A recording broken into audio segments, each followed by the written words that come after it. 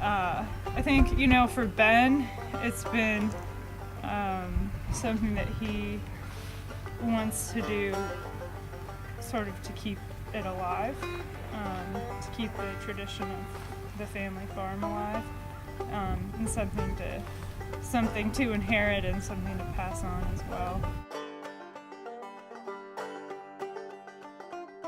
Ever since then, I've tried to learn as much as I can about farming and small-scale agriculture, and it's just what I'm drawn to, just my passion, I guess. It's been just more work than we ever could have imagined, and that's partly just the decisions that we made, and a lot of those we made knowing that it would lead to a whole lot of work, but we just jumped all in, and every enterprise we could think of that we wanted to do, we did, unless we just absolutely couldn't get it together. It gets really intense through the summer. We probably worked 16 to 18 hours a day in the summer. So we started out with, we thought we wanted 20, and then there were a lot of people interested, so we went up to 25 from the beginning. We started the CSA in June, around the same time the markets start. And then throughout the season we felt we knew we had way more vegetables than we could get rid of, even with markets, so we decided to take more members.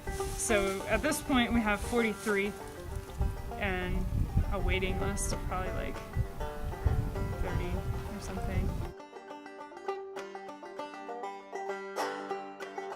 I'm trying to call it a co-op instead of CSA because we really want, that philosophy sort of extends to our members as well, as our employees or whatever. We want them to really be part of the farm, and we think of them as the owners, co-owners of the farm,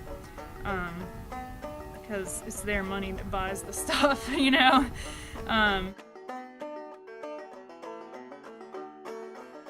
One of our biggest goals is to provide good, high quality food to anyone, and everyone, and especially our neighbors and our immediate community. And one way we've also been able to accomplish that is we started we call it the Share program, and we just, on our membership forms, people can elect to donate any amount of money or no money at all to a fund that we use to give to a low-income family. So what we do is we match whatever money they donate, we match it. And so when we come up with the money for half of a share, we're able to give a share away to somebody. And so we gave away 2 or 3 of those this year.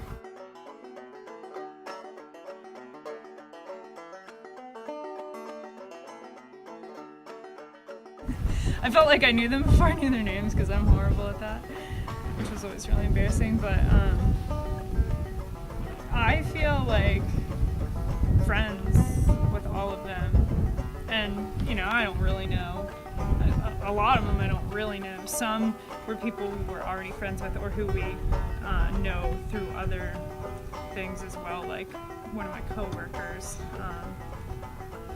2 or 3 people who were Ben's teachers growing up, so they don't really know him anymore, but it was a cool thing to realize. His art teacher from elementary school, is in the CSA, his ex-aunt, people like that, so, ranging anywhere from family to just familiar faces who we see. There are a few people who don't come that regularly, and I feel like I don't really know them, but it's having something that brings you together in the way that this does, sort of gives you enough common ground, you know, to feel like connected to them, kind of regardless of how well you know them, I think. So, like, I would invite any of them over for dinner. We invited all of them to our wedding.